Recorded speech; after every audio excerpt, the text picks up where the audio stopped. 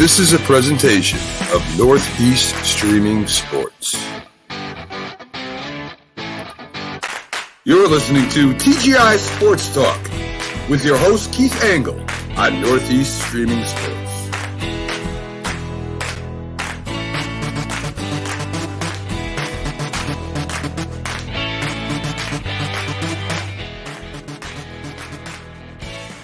Good morning, everybody. Keith Angle here for TGI Sports Talk. Are you serious? Great to have you with us. A rainy, dreary third day in a row here in upstate New York.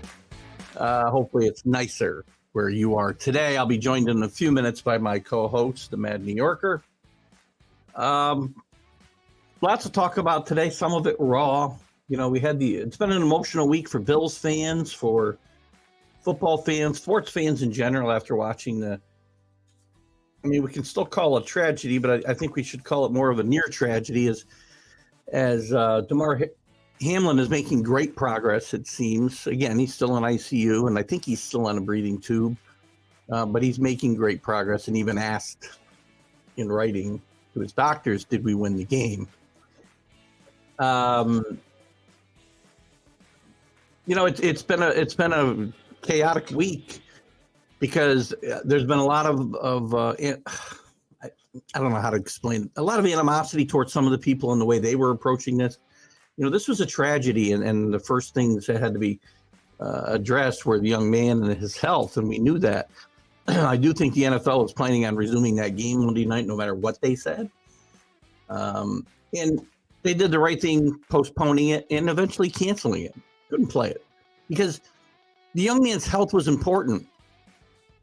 You know, but by the time you get to Tuesday and Wednesday, there are games still to be played, and you have to figure out the logistics of that and do it in a way. And just because you're talking about that does not mean we don't care about the health of this young man. So it's been a bit of a firestorm that if you were talking about playing games at all, you didn't care about the young man. And I really think guys like Skip Bayless were getting a bad rap. So we'll talk a lot about that game on Monday night, what happened in the aftermath, what's going to happen potentially this weekend, some misconceptions about what's being decided by the NFL today. They are not adding playoff teams. And just a little bit about the NFL playoff picture altogether.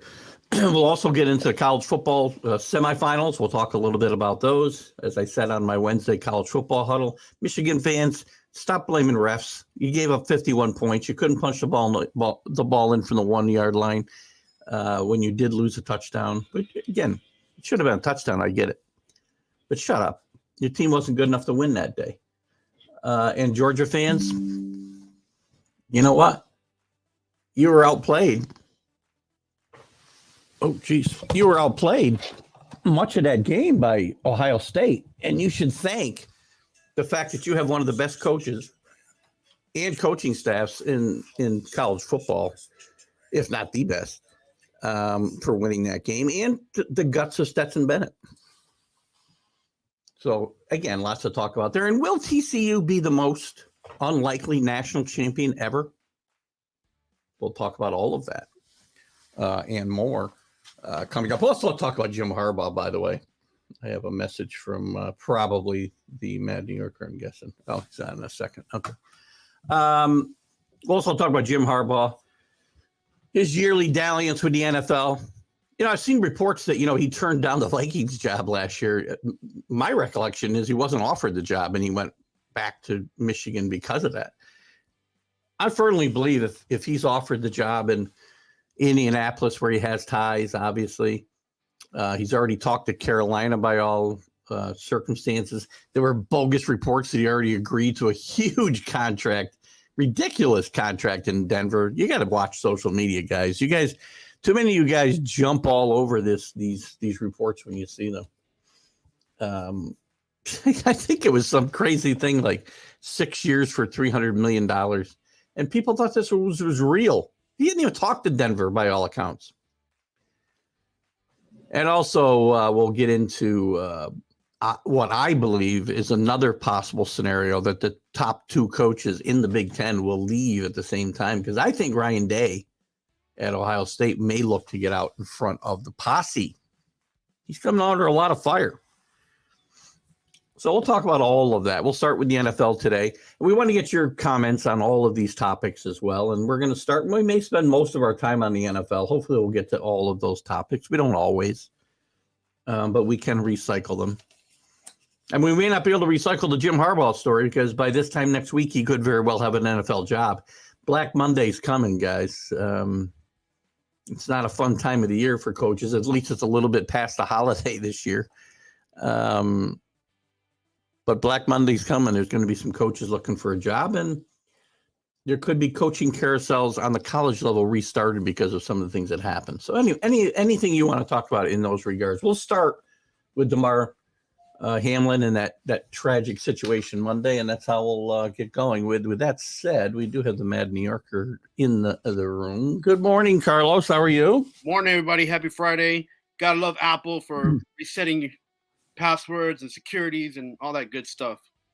It's either that or I'm hacking your computer. Your choice. I know. You can't complain. Yeah, it's a win-win situation. It's a lose-lose situation. It won't be me hacking your computer. I can barely log into my own.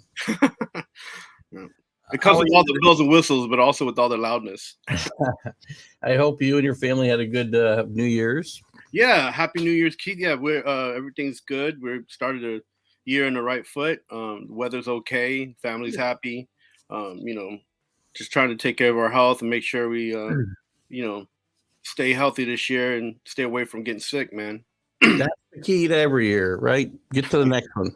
At least when you get as old as I am, the key is to get to the next one. So that's what I focus on. I opened with some of the things that we're talking about. The reports on Damar Hamlin are getting more positive by the day. Overnight, there were some very positive reports. He actually yesterday supposedly wrote down, asked his doctors who won the game, which is a good sign. I think that's, and we'll get into some of this as we talk about, the circumstances that brought us to where we ended up.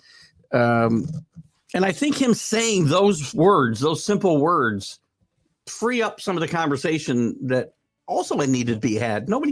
I don't think people who were concentrating on, well, what happens now that the games didn't care about this kid's health. I don't believe that for a second. I think there's a lot of bashing going on social media. If you put up anything, well, what happens now? Well, who cares? Kid's life is in balance. But these games have to go on. So you have to balance it. Right. It was it kind of taken me back to the NFL deciding what to do when after 9/11, there was a little break. There had to be people just kind of gather the emotions, gather themselves mentally, and just make sure that the next step was going to be positive. You don't know what you're going to get until you do it. Yeah. And I guess they're moving forward, and they're meeting today to make sure the plans that they put on the table will, if they need to be changed, to change, and then they'll go forward from the incident that has happened. Now, I'm sure that they're moving forward on a positive step as Hamlin's responding. The response team did what they were supposed to do. The NFL felt like they did the right thing. So NFLPA is also in accordance with what's going on. So, and all that, all the retrospect, everything together combined, it just feels like it's going to be back to football. It might not feel the same for the first few games, granted, but these teams have a goal, and the goal is to get to the playoffs and see who's going to be in the Super Bowl, right? Well, I can tell you as a Patriot fan, I'd rather be playing anybody else this week because it won't feel good. That's got nothing to do whether they want to win for Hamlin or we'd have a better chance to win. I don't want to have a better chance to win because of something like this, right? I don't want to play this team, and it'll feel funny rooting against them, but I will do that because I'm a football fan, and I want my team in the playoffs. But I'd rather be playing anybody else than the Bills this week because of the situation. It's not a lot of fun. Yeah, it's going to be high emotions on both ends. As far as we're gonna get football back as a fan for whatever team, for your team. Yeah, I wouldn't want to be in your shoes, but if you're a Patriots fan, you'll be rooting against the Bills, and that's the way it is, right? And it's a situation that somebody would have done it, right? Some team out there, would have had to do it if it was, if you had flipped the table and it was on the schedule. So, no, going rewinding a bit to when the incident happened. And again, people talk about the fact that this has never happened before. Well, it has. I mean, in 50 years ago, a Detroit Lion player, Hughes, I can't remember his name now. I think his last name was Hughes, had a heart attack and died on the field. Mm-hmm. Nothing like that ever happened. They took him off the field. They continued the game. That's 50 years ago. We have a lot more technology. I mean, his life was saved by the fact that it's 50 years later, and these guys were to him in seconds. Mm-hmm. If that wasn't the case, the poor young man probably would not be with us today. I do not believe the NFL's assertions that they were not planning on resuming that game immediately after that. I mean, in fairness to them, they didn't know the severity. They didn't know exactly what was going on. But as that time went by, 9 minutes, 9 minutes of CPR, but I don't know, 20 minutes before he's off the field, I really believe the NFL and the players you even saw start to warm up. Now, that could have been just a trying to figure the situation. Reflex action. Somebody gets hurt, you start to warm up and you get ready to play again. Mm-hmm. Mostly Bengals doing that, obviously. But I think the NFL did send some kind of signals, overt or not, that they were planning on resuming that game. And I think they had to backtrack come Tuesday morning that, no, we weren't. We never would have started. I think it was the two coaches meeting after, because they stayed on the field too long. After he was taken away, I think they would have left the field, gone to the locker rooms right then and there if the NFL had no plans to continue that game right then and there. And I think they should come clean. They look worse this way, trying to cover it up afterwards. Yeah, I mean, I think they're just trying to throw it into we did what we thought was right at the moment, instead of saying what it is that they were going to do or what they were planning to do. And again, this is not something that's the first time that's happened as far as in sports, but it's the first time it's happened in sports in the United States, in the NFL, as far as right. The cardiac arrest. And we've had guys have serious injuries and be carted off the field, but not like this. Right. Right. And so, I was watching the Euros when Eriksson from Denmark, when he got hurt, and he had this situation happen in soccer. It was kind of just, everything just stops, and I don't think teams at all, you're never prepared to just stop and take care of the situation. You just stop and you take it as far as the situation goes. And, he was lucky there was a doctor, an actual heart doctor in the field, and helped him with his cardiac arrest, right? Yeah, so I'm not sure if that's dumb luck or that's planned by the NFL. I don't know whether, or the teams, they have that contingency there. I don't know. Yeah, well, so there will be from now on. Yeah, in soccer they had that. They have a plan for something like for an incident to happen, but he was in luck that there was an actual heart surgeon in the field of play that was able to assist that situation. So that dumb luck that he had that was something that actually had set up a precedent for the NFL to kind of mimic and set up for them in other sports. So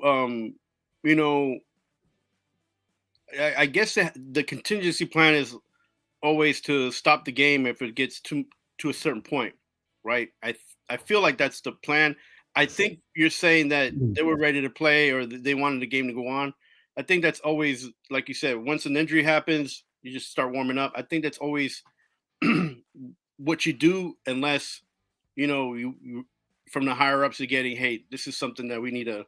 Yeah, listen, I'm not really saying they would have been wrong because they don't know completely the situation, right? I wouldn't say they were wrong. My problem is that it was obvious, and it was reported by ESPN announcers, and the players all looked like the game would potentially resume. And I'm not saying that's wrong because that's what always happened. Right. No. So my problem is you go back later on and Troy Vincent saying, emphatically, that was never a consideration. Well, I don't think that's accurate. I think it's always a consideration until you get a word of, I say that. We didn't know, until we knew the severity. Right. After we knew the actual severity of what happened, and everybody got over the shock, we said the coaches, but I still think it was the coaches that spearheaded this. The officials and the coach. I'll give the officials some props here too. The coaches, and Zach Taylor and McDermott could not have done a better job here. They handled it so well. Yeah, I think in that point, the humanistic selflessness, the let's get this guy to get the best care available started kicking in, and the whole coaching, let's get this done, let's move forward and battle it out. That went to the wayside, which I think also helped. That selflessness helped the situation, right? Because when these things happen, you're in shock, and then you kind of like there's an effect that goes, fight or flight, and they did exactly what they had to do. They stepped in as leaders, as men, as humans, and just made sure that Damar Hamlin was taken care of. They had quite frankly, if my coach were involved, I'm not so sure that he wouldn't have said we shouldn't continue playing. And that's not a great thing to say about Bill Belichick. And I'd like to think maybe he wouldn't, but I wouldn't be shocked if he didn't say we need to keep playing. And sometimes we beat up on these guys because they don't like to talk to media, or they talk down to players, or they have this, they're this kind of character. I think deep down, when it comes to something like this, just the shock value alone, you're not a coach anymore. You're a brother amongst men, and you got to guide and you got to move you guys into the right state of mind and put them in the right place. And coaching just goes out the table, man. I mean, well, the coach is the father, the patriarch of that team, and he needs to really take the reins. And I think both coaches did a great job. Yeah, I mean, I'm not sure. Like I live here in New York, and incidents happen all the time. And then people are either going to being ready to assist, or they go the other way. And you could tell the fabric of these men by the fact of who they are, by the fact of what took place, and and in the whole scheme of things of everything that happened. And it's a good thing that these men were where they were, because any more time taken away from Damar Hamlin could have affected his livelihood. Oh, absolutely. That had to be number one focus that night. Now, to fast forward just a few, not even that far. I mean, I want to get your opinion on this. I have my own opinion. Watching that game with my wife, I was very concerned for this kid. It's funny because I had just had a conversation with my son-in-law that afternoon. He asked me if anybody had ever died on an NFL field. It's creepy that it even happened, because at that point I thought for sure I'd just seen it, and I was glad that isn't the case. But we're talking about this, and obviously my concerns were for the kid, but we're also talking about what does this mean for the games, because it's only human nature. I think Skip Bayless, and he's not one of my favorite guys. I think Skip Bayless is really getting beat up really badly, because I don't think Skip Bayless doesn't care about this kid, because the tweet he had before the one he said, he was praying for the kid and blah, blah, blah. He was very concerned about the situation. And then he asked the next obvious thing, what about the games? And at the end, he said that they're irrelevant now. I get it. I just think he's getting beat up a little bit too much, because you have to think about it. Maybe it was too soon to do it. Mm-hmm. You had to start thinking that way the next day. Doesn't mean you don't care about this kid. Right. I think in fairness, because we don't know what the severity was, we had very little information of what was going on. A lot of people had that in mind, but didn't speak it. Well, I wouldn't have tweeted it. I had it in my mind. I wouldn't have tweeted it. So right. And then I think that's the problem. And I think he's now here goes. You're it's a lightning rod anyway. You're right. He always talks about, guys in the field or guys in the court, like tweeting things, and they need to pay focus on what's going on. And so now the tables turned on him, right? Yeah. He wrote down something that he felt, didn't think about the, what the consequences would be. And now it caught up to him. And I think, he's getting beat up a little bit too much, but then again, that's a consequence of, of what happens when you're, chomping at the bit and just, writing things out there, and if you're gonna tweet, it comes with the good, it comes with the bad, man. So you're right. You put it out there for the public. That's the problem.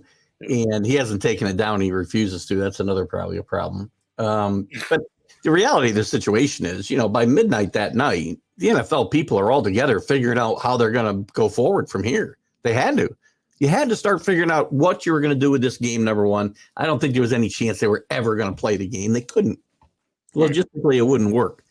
So pivoting a little bit to some of the decisions that are going to be made, there is no plan, by the way, to add playoff teams at this point. There are only two things on the table today, so everybody's clear, because there's been a lot of stuff going all over. A lot of what ifs, right? To me, there's only two scenarios here. They involve, what do you do with the Chiefs, the Bills, and I think the Bengals even, depending on how the games come out here, and you determine number one seed and who plays where, when.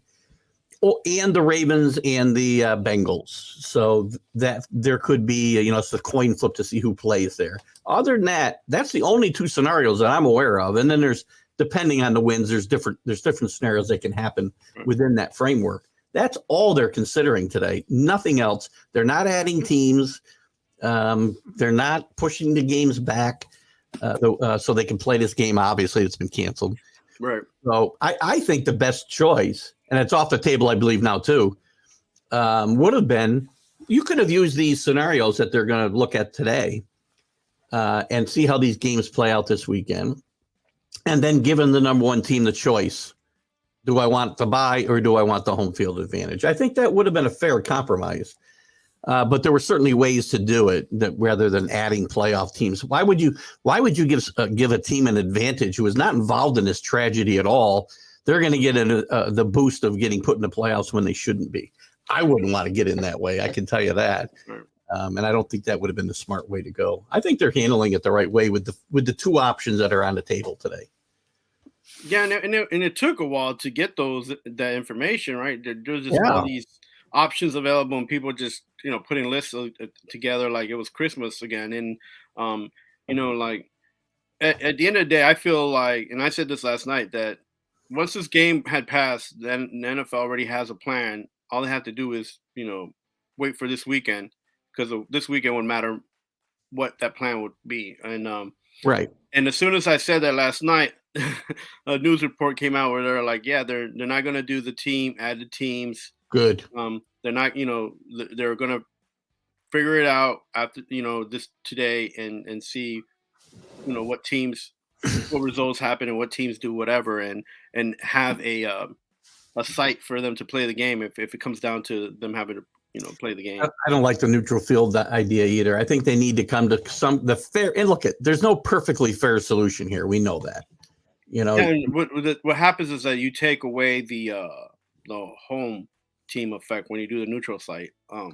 No, and it's important.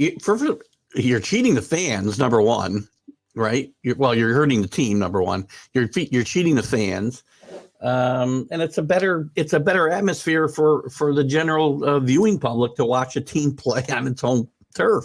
Yeah, neutral sites it would be like antiseptic in my mind. Well, the one thing that they're going to try to do is recoup that money, but I don't know how. No matter how you phrase it and whatever you do, it's business, right? There's no money lost. What's lost? What's lost money wise? The tickets were paid for. The only thing that lost were whatever the concessions lost by the game not being played. That's it. What else was lost? Money wise, there's no money to recoup. Well, canceling the game does. Oh, if you're saying they aren't going to get a game, the championship game, that's a different story. Yes, that's a good point. The team that would have got the game is the one that loses financially. But again, if you played on a neutral site, I guess you would split the revenues as if you were the home team. I don't know. There's no perfect answer here. I can tell you that adding two teams would not have been the way to go. Because you had seen two. Again, we're already going to have terrible teams in the playoffs with 7.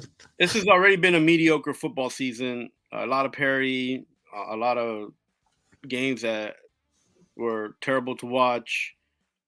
So, adding more gas to the flame The Patriots can still lose. First of all, you could still have a losing record, win the NFC South, right? You could have the 7th seed in the AFC wild card have a losing record, because the Patriots could lose this week and still get in at 8-9 if the Dolphins and Steelers lose. So no, I don't need another bad team in the playoffs. I mean it was in the NFL a few years back. I'd say it'd be about 10 plus years. There was an issue where teams who had winning records couldn't get into the playoffs. Well, they had to if they won their division. There's no way to. No. What I'm saying, winning teams as far as like having winning records and didn't qualify because they didn't win the division. Like, there's I don't know if we've ever had a wild card team worse than 8-8 get in. I remember the Jets getting in one year at 8-8 when Bruce Coslett was there, but. You're right. I don't think a losing team has ever gotten a wild card, but you keep adding teams. Well, it's bound to happen, right? Well, and the Giants missed the playoffs. They were like 9-7 or something 1 year. Yeah, but there was only 5 teams, so you were never going to have a team. You could have a division winner get in with a bad record just because and it happens every 4 or 5 years. It's like a cycle, right? There's always one bad division that you worry about that. Yeah, but now it's like. Almost half the teams have an opportunity to be in a playoff, but the problem is this year, like I said, and I mentioned it to you and even to Robert, there's been a lot of mediocre football. I thought this football was going to change after, because it usually changes. You get better quality after 4 weeks, 5 weeks, and it just kept going, and it snowballed into now what we have this situation, and even with the incident that happened, it's such a bad mix of things. Now it's good drama. It calls for teams get more of an opportunity than they used to, but I don't know, man. I'd rather see better football and the teams that I might dislike being in the playoffs again than seeing mediocre, poor football and everybody have a chance to be in the playoffs. So. Well, we won't get into the discussion today, but I have the remedy for that. Actually practice. You might be better in games if you did real practices instead of prancing around in shorts all week long. No, I came up with this myself, but once in a while, Basement Bob at least once or twice on the show. I'll give you every opportunity. Don't worry. So. And I want to have like a little icon or figure pop up. Basement Bob, give me through the woods a little bit. I mean, we got a couple out there. Even if you're in your basement, you're not the Basement Bob we're talking about. And Alan says we've had division winners that are under 500. That's interesting that it was just 2 years ago, though. The cycles usually are a bit longer. Looking at the games this weekend, and that will have. We'll forget about the complicated home field, right? So there are games that do have a lot of importance. The Patriots and Bills. Right. Again, I wish we were playing anybody else for a chance to get in the playoffs. Not just because I think this team will be very hyped up to win for their teammate, and I just don't want to play this team because I don't like what it's going to feel like if I beat them. To be honest with you. So what are you scoring this game at, Keith? What do you think the result's going to be? Because of the situation, this is very hard for me to I thought the Patriots would have to play a perfect game. I still do. They'll have to play a perfect game to win this game. And if they win, they're probably going to have to keep the game, I think, 23-20. If they can't get in a shootout with this team, they won't win. They'll get killed. They got to be able to control the line of scrimmage, run the football. Mac Jones needs to be mistake-free, and Matt Patricia has to kind of dial up some stuff, and it's got to be right and get Kendrick Bourne involved in the offense, man. Again, last week, they got away from Kendrick Bourne again. 2 weeks ago, he was a monster. I've said this all year. He's invisible almost the entire year. He's their best offensive weapon, and they don't use him. So you don't see the game being repeating like it did the last game where the Bills came out and shellacked them. It could be. I mean, again, this game could snowball if the Patriots have to play a perfect game. If they do not, if Mac Jones makes bad decisions or bad calls come in from the sidelines, it could get out of control. Yes, because there's going to be a lot of emotion, and it's how the Bills channel that emotion is going to be important to this game. So you've seen teams with dealing with tragedies like this, and they channel that energy, and they just really focus, and they give everything they got, and they're perfect. And other teams, and that'll hurt them as well. So it's just hard to really pinpoint. And I'm going to root for my team. I don't think they're going to win this game, but I have the game around that point. A lot of emotions, and emotions can get you high or get you low. It can mess with you. How you control your emotions will determine, how you play. And I feel like this game is going to be emotional. But the Patriots, they have to play. They have to do a Belichick and try everybody to do their job, and everybody go ahead and just take care of business. And they can compete with the Bills, and they could win if they played a perfect game. But I see the Bills winning, 21-17, something. Yeah. I think that the emotion will be so high that they'll actually be, the Patriots will be able to kind of keep this game close if they do all the right things. But yeah, again, all the right things have to happen for the Patriots. Agreed. So all the right things have to happen for them to have a chance to win this game. Right. What are I thinking? Because it could snowball on them, and that's what I'm concerned about. We saw it happen last year in the last time they played them in a regular season and in the playoffs. Buffalo just steamrolled them. So another game, but that's a winner in Tennessee and Jacksonville. I give Tennessee like zero shot here.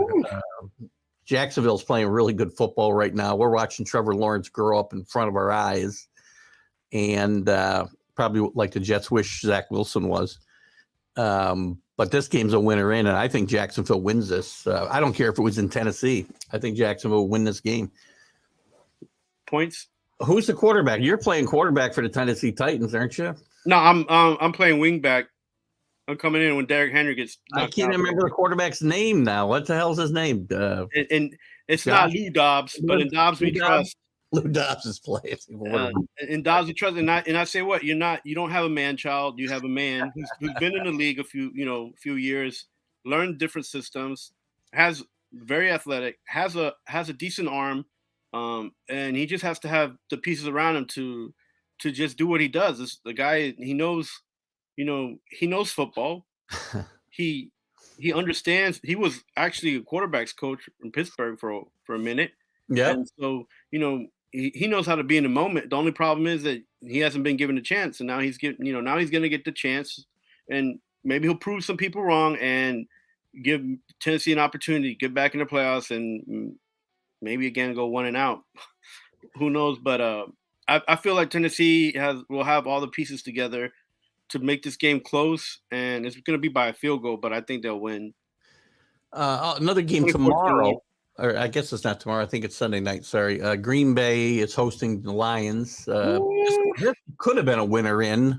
Green Bay wins and they're in, but the Lions need to win and have Seattle lose, so they need a little help. Green Bay's come out of nowhere. We all wrote them off when they were 4-8. They're ready. I think Green Bay wins this game. Detroit's not played really good football. They played pretty good last week, but the weeks leading up to that, they hadn't played well. I think Green Bay getting this game at home, and I would have picked whatever team was playing home in this game. I'll pick Green Bay in this game. Yeah, I think Green Bay will win, and Aaron Rodgers will get another day on the rah-rah before they're one and done as well. This is that score, Alan. This is a problem with that division. Even with the Vikings losing as many games as they have lost, which hasn't been many, they've lost the important games, right? They don't close the door on anybody, and that's the problem. And they could have had this division and not worried about looking back to who's trying to catch them, and they didn't do that. And now Green Bay's back in the mix because Detroit didn't fulfill their goals all the way through. They had a lot of injuries in the beginning of the season. So, Detroit's going to compete, but, you're in Lambeau, and there's going to be a lot of emotion in that game. And if you don't play perfectly, which Detroit has a problem with, playing a great game, they do it like every 4 or 5 games. They're not consistent. So I think the Packers, with the emotion and running on a high, they're going to beat the Detroit Lions. Yeah, 27-24. Yeah, feels like I like that score myself. Some of the games that have importance, Baltimore at Cincinnati, they're both in the playoffs. So I'm really not counting this as one of my games. I'm going to pay. We're going to spend a lot of time on only because they're both in. They're part of this whole decision has to be made by the NFL today. So would you like Cincinnati at home? Cincinnati's playing too well. Baltimore's still without a quarterback. Yeah. Would you, if you were Lamar Jackson, if you had Lamar Jackson, would you tell him to play the game? Is that important to you? Or is his health something that you want? Circumstances, given I'd probably have him sit. Depending, I got to know exactly the situation. Could he get hurt again? Could he get hurt worse? At least one game. And you don't know how things play out. You might be at home later on. Do you think there's talk about him maybe playing the Ravens cards because he's not, he's just sitting out and saying, this is what this is part of his way. He will not be the quarterback of his team next year. It's quite possible. Yeah, good. If I was Lamar Jackson and I had an opportunity to be in the Super Bowl, to get a Super Bowl chase going, I would just play. But again, it's not about it's not about the game. It's about whether he's going to be on the team or not. So. Your Jets at Miami. I hope I don't find myself in a position having to root for the Jets on Sunday, because that would mean the Patriots were losing. Because again, the Patriots can get in at 8-9. Let's remember, no wild cards ever made it under 500, as we said earlier. Steelers lose, Miami loses, they can still get in with a loss. I don't want to be rooting for that. I'd rather get in at 9-8. But I don't think the Jets have. Miami's playing really badly, but. You know what? I guess the Jets could go down there and spoil the Dolphins the way the Dolphins are playing. I'm going to pick the Jets in an upset today. Yeah, that's an opportunity for the Jets to end the season on a high note. But what's happened to Miami? They've just been snowballing all the way down, and I don't think it's out of the realm of possibility. This guy we were calling a genius just 2 months ago might be one and done. If this team if they lose this game, they were 8-3, weren't they? They went into the straight losses. They went into the basement and found Mike Glennon to come up and to bring up and put on the team. I don't know, man. Listen, I think they're going to finish with 6 straight losses. They were in the division hunt just 6 weeks ago. I think it's possible McDaniel gets fired after this year. I think he's going to be on the hot seat, but I don't think he'll get fired. I think he'll give him one more season at least. I think the biggest problem right now is, making sure that they have confidence.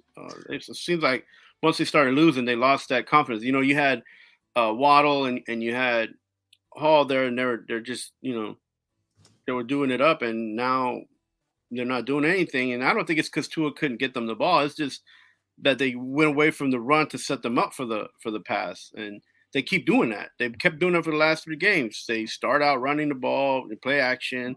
You see a little bit, you see them scoring 14 points or 10 points, and then all of a sudden they go away from the run and they can't get ahead. So if they run the ball and they get this guy, Sky, what's his name? Sky Moore, yeah. If they get him going, just play it simple. You can beat the Jets if you score. Elijah Moore. Sorry, Elijah Moore. No, Scott, the quarterback.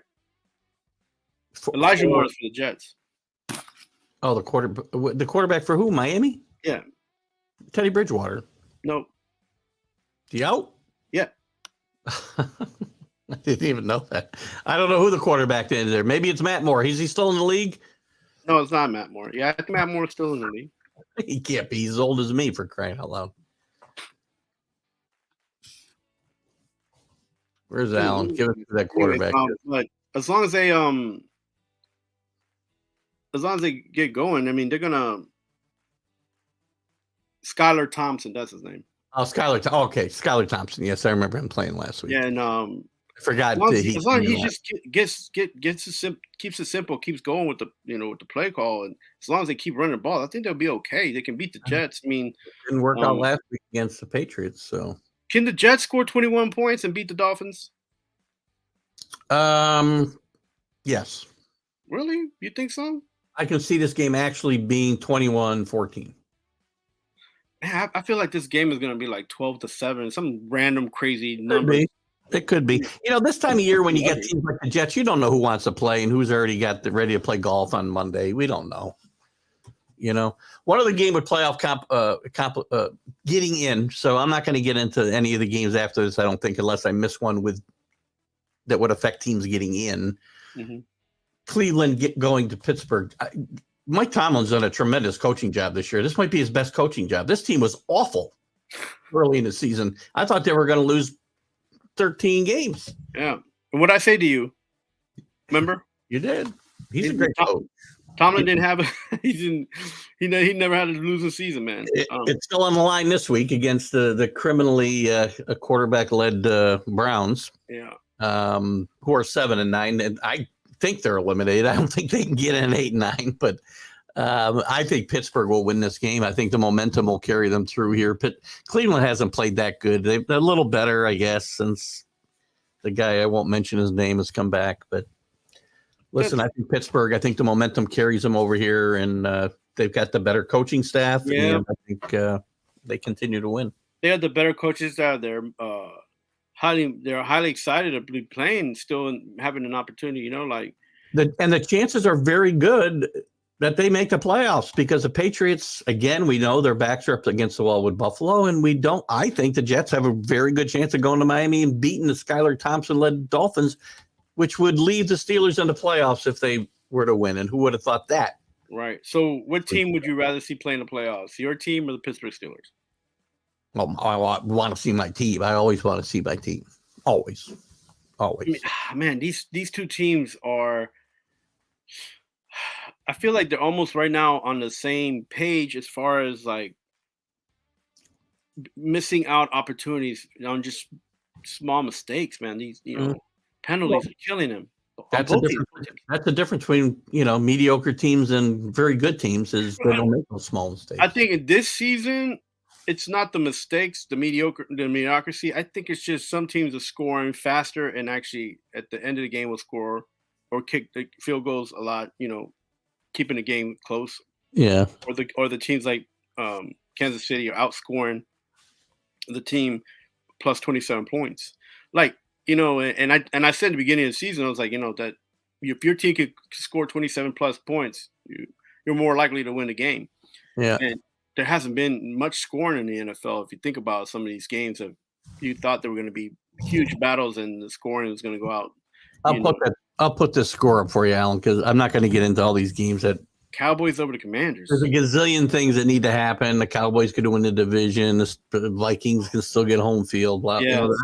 Can't get into all that. We'll review these games all on Sunday morning. But by the way, how can and I love Ron Rivera. I've talked very highly about Ron Rivera on this show. How can he not know that they were eliminated from the playoffs with a loss last week? Is beyond me.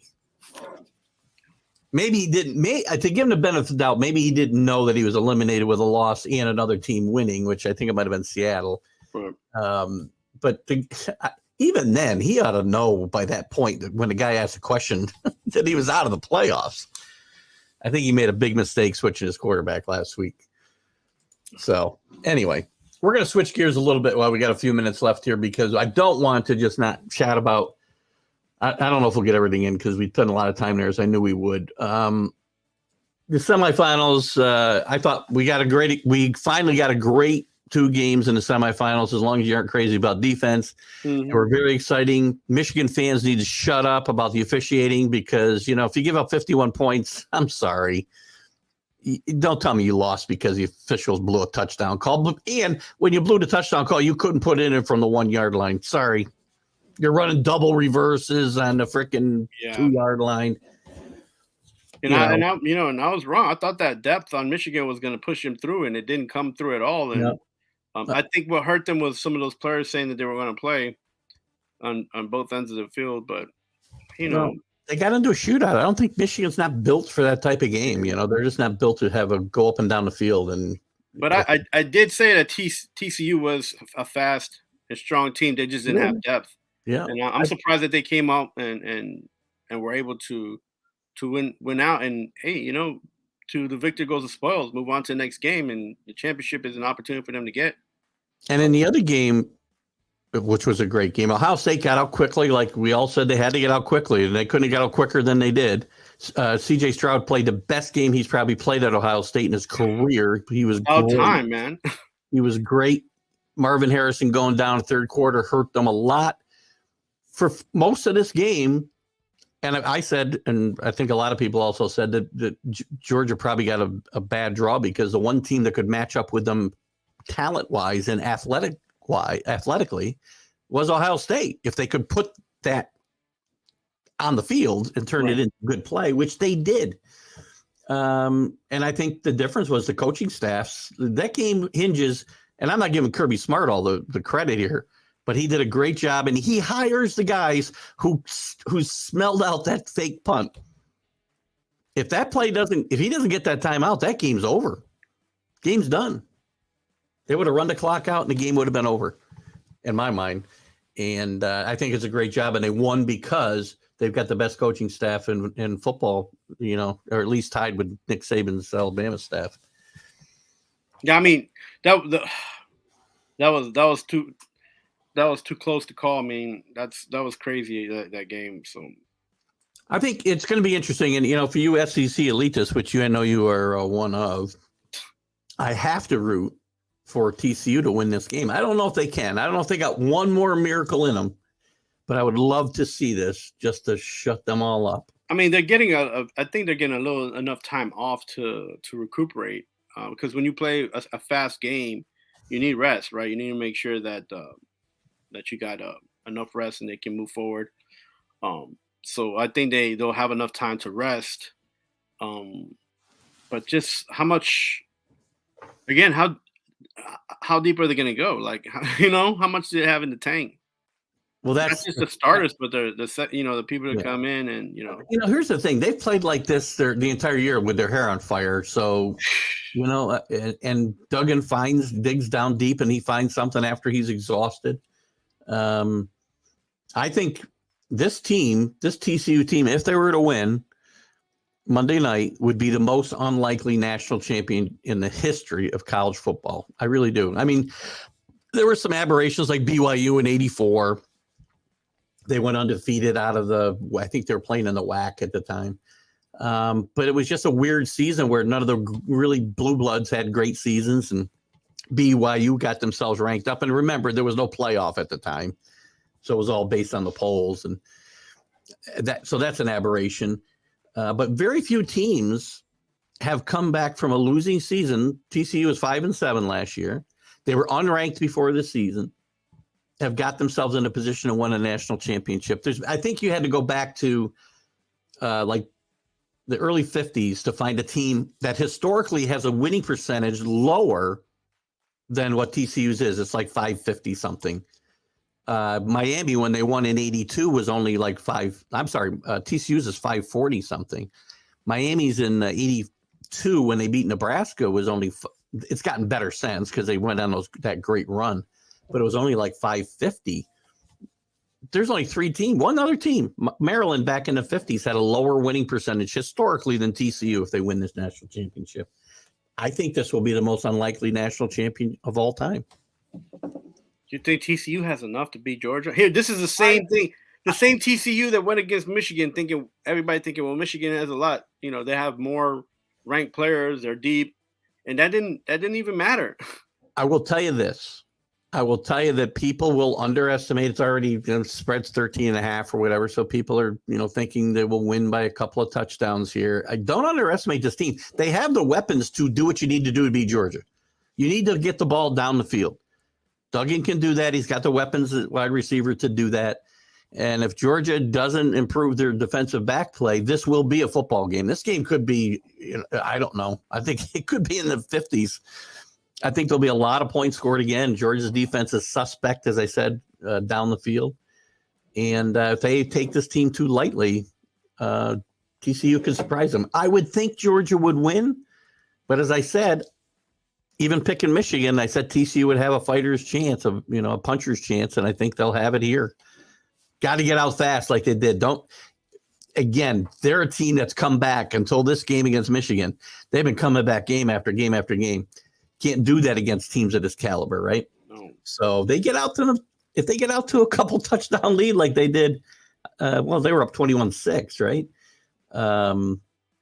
They get out that kind of lead against Georgia, they'll have a chance. But without doing that, they fall behind 2 touchdowns. So is the ball in Stetson Bennett's hand at the end of the game? Say that one more time. It's the ball in Stetson Bennett's hand at the end of the game. You have to give it to him. The guy I left out when I was praising the Georgia coaching staff is I think you have to. Stetson Bennett again proved at the end of that game that he's got that special something. Moxie. Otherwise, he doesn't match up with any of the great quarterbacks, right? He's got moxie, man. But with the game on the line, he didn't play a great game that night. He did But not. in the fourth quarter, with 2 minutes, or I guess even 9 minutes left, when they were still down by 10 or whatever it was, he just showed the moxie that he has. And listen, if that game's close and the ball's in Stetson Bennett's hand at the end of the game, I think Georgia will win. Man, it's going to be a good game. I hope it's a good game. He's one of the great stories. He'll get lost in history because. But he's one of the great stories in college football history in my mind. He's a walk-on who they tried to replace every year. They've tried to replace this guy, and Kirby Smart will tell you that.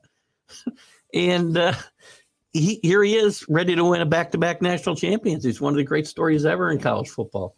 I mean, well, the guy on the opposite team is a great story as well. Getting back from a heart condition and not knowing whether he was going to play football again, and it's not. This is going to be 2 guys trying to fulfill their dreams. One already did, and is just happened to fall and be on a good team to get him back to play again. So here's another guy in Allen that I'm going to have to. I'll be calling him an SEC elitist in 2 years because he'll when his teams move to the SEC, he's going to forget all about the Big 12. The SEC, that's the only place there's any good football played. Oh God, you guys kill me, man. It's going to be a good. It's going to be a good one, but I won't put no money in this game at all. I'll tell you what, they lose. John DeLong better show up to the college football huddle on Wednesday night. I'll tell you that. Hey, that mattress guy, he made some money betting. He bet TCU, didn't he? No, he's got a big wager on this coming game that'll get him like $9 million or something. I think he's won from TCU too, the prior game as well. He's got a pretty good track record, Mattress Matt, or maybe we just don't hear about his losses. I don't know. But he needs to, you know what? Basement Bob needs to get a hold of him. It's like get his book out. What do we got? Listen, tied to this game and the semifinals as well. Obviously, that happens every year. Jim Harbaugh rumors are flying. Right. I now think he's under investigation, right? What's that? He's under investigation now. For what? What'd I miss? Let's see. Some kind of NCAA violation for. Let me see. Well, it won't matter once he's in the NFL. It won't matter to him. Yeah. Investigating Michigan Harbaugh for what? Oh, the recruiting process during COVID-19. Oh, Jesus. Yeah. We'll see. Well, he's been looking. He would have gone last year. I read a story that was hilarious that he turned down the Vikings last year. Every story I read was the Vikings didn't offer him the job. And that's he just went. He threw himself in the mix. Right. So I don't know how that reporter got that story, but if I truly believe, and by the way, this week's been crazy too. He did. I think it's legitimate that he met with the Panthers and talked about that's another. I think that's legitimate. I do think the Colts rumors are legitimate. He's got ties there, but that's a mess. I don't know if he'd want to go there.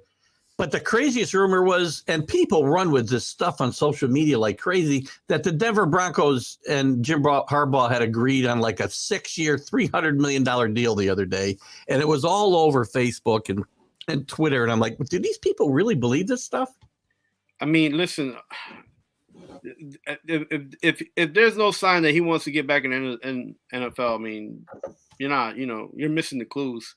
But he wants in, and he wants back in the NFL. I think he knows. I think he knows he's taken this Michigan team as far as he can. He can't compete. I think he knows he can't compete with the SEC teams, even though he got beat by TCU. I just think he knows he's gone as far as he can. His reputation has been restored somewhat because he did get them back-to-back Big Ten championships. To beat Ohio State. So, Yeah. I think it's a foregone conclusion if he gets offered a job, which I think he will. He'll jump back. But I think as a bigger story, and I think Ryan Day may get out ahead of the posse at Ohio State. He's being criticized right and left. He was already before this game last Saturday. You can say, well, they were in the game. They should have won. Well, they should have won. And his coaching leaves a lot to be desired, especially in big moments. And I think Ryan Day may get out ahead of the posse, and you may see Ryan Day. And how interesting would it be to see the Ohio State coaches and the Minnesota coach, Michigan coach, jump to the NFL in the same year? How would the coaching carousel start to spin out of control if the Ohio State Michigan job were to come open here in January? I think Ryan Day will be the next head coach of the Cleveland Browns. I've been saying it for a while. And Mike Vrabel will go back to Ohio State, to his alma mater. I don't know, man. I don't know. That's my prediction for sometime in the next month. You may see all of these machinations happen. He just won the coach of the year. Vrabel just won coach of the year. All he needs is a Super Bowl as a coach. You don't think that's bothering him? He doesn't have a quarterback. I don't think he's confident that. You don't have an offensive coordinator, man. That's the problem. Has been burning him for the last 5 years. Here's the other thing. The word is Ohio State people want him badly, and they'll throw the world at him, money wise, to get And you know what college coaches are making these days? They're making more than NFL coaches. So, I just feel like Vrabel will consider Ohio State after he wins the Super Bowl. As a coach, he's got to go somewhere besides Tennessee to do that. He's not winning at Tennessee. How's he going to win a Super Bowl in Tennessee? How's any coach winning it anywhere? I mean, look.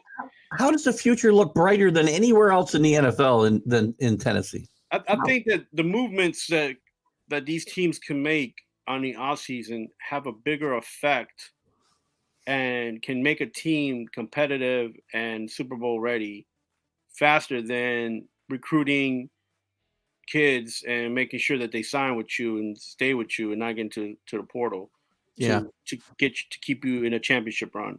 You're more likely to be out of a championship run after one season in college football than you are in the NFL. Good point.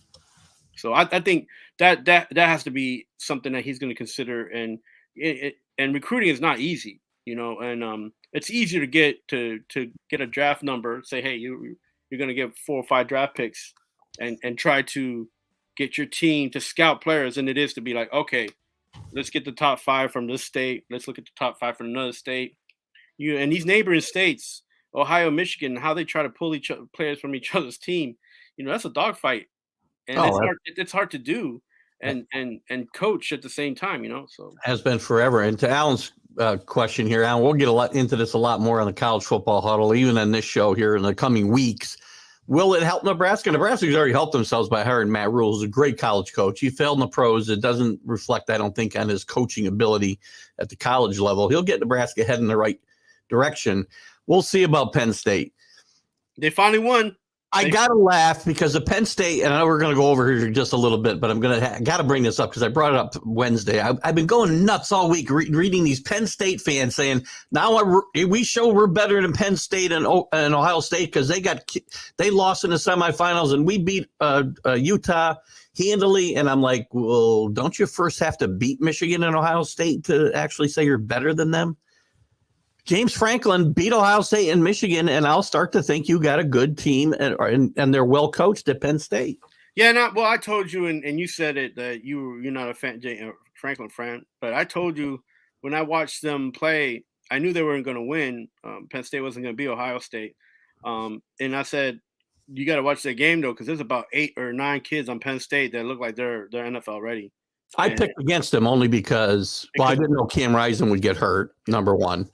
Who you're never going to know that. And he's won 2 games out of about 20 against the top 10 ranked teams. So, and he still got yet to beat Ohio State and Penn State. Yeah, I'm not sure Penn State will lose those 8 players that I was watching play that look like they're NFL ready, but they're going to lose a lot of players.